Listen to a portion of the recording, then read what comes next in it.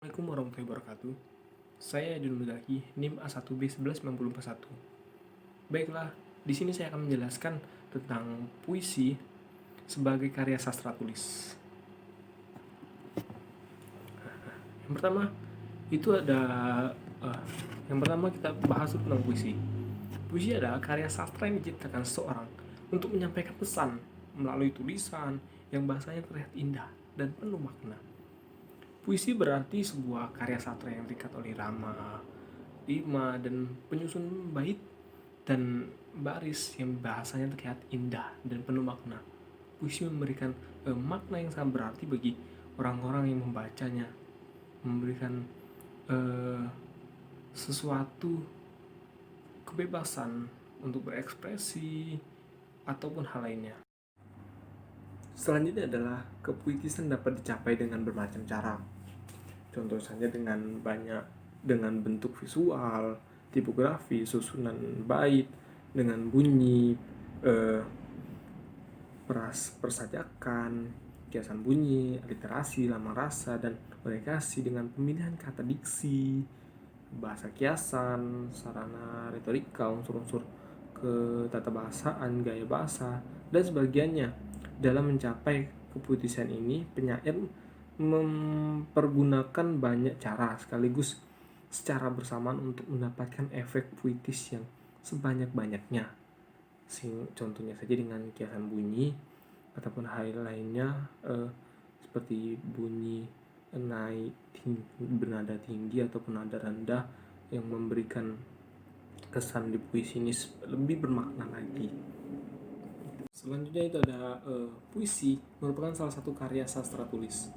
Puisi karena puisi mempunyai unsur yang hampir sama dengan karya sastra. Selanjutnya itu ada unsur pembangunan puisi. Yang pertama itu ada diksi atau pemilihan kata. Diksi merupakan pilihan kata yang tepat dan selaras untuk menyampaikan gagasan sehingga dapat diperoleh efek tertentu seperti yang diharapkan. Biasanya itu diksi ini menggunakan kata sinonim atau anonim. Contohnya saja seperti seorang perempuan ditabrak mati di depan mobil. Ditabrak mati di dalam mobil. Kata mati tersebut merupakan kata diksi. Kemudian itu ada kata pengimajan. Kata-kata yang pengimajan ini biasa kata-kata yang indah. Pengimajan ini gambaran-gambaran dalam pikiran atau bayangan atau gambaran yang difikirkan oleh penyair yang bertujuan untuk memberikan kesan apik dalam puisi tersebut dengan kata-kata yang indah tersebut. Yang ketiga itu ada kata konkret. Kata konkretnya artinya kata yang benar-benar ada atau dapat dilihat atau berwujud. Kata konkretnya contohnya saja seperti Budi sedang bermain bola, Ayah tengah membaca koran di pagi hari. Yang keempat itu ada bahasa figuratif atau majas. Bahasa yang digunakan penyair untuk menyatakan sesuatu dengan cara yang tidak biasa, yaitu secara tidak langsung mengungkapkan maknanya. Ini biasa dulu sering banyak dipakai oleh Khairul Anwar atau para penjajah, para tokoh Indonesia untuk mengungkapkan hal-hal yang ada di Indonesia dengan cara berbeda atau dengan kata-kata yang susah dipahami orang tapi dengan tujuan yang sama. Kelima itu ada unsur riyama dan ritma. Riyama adalah pengulangan bunyi dalam puisi yang ditimbulkan oleh huruf atau kata dalam lirik dan bait atau persamaan bunyi dalam puisi. Biasanya riyama ini berbentuk seperti AA, BB atau ABAB atau AAAA ataupun yang lainnya. Yang keenam itu ada tata wajah.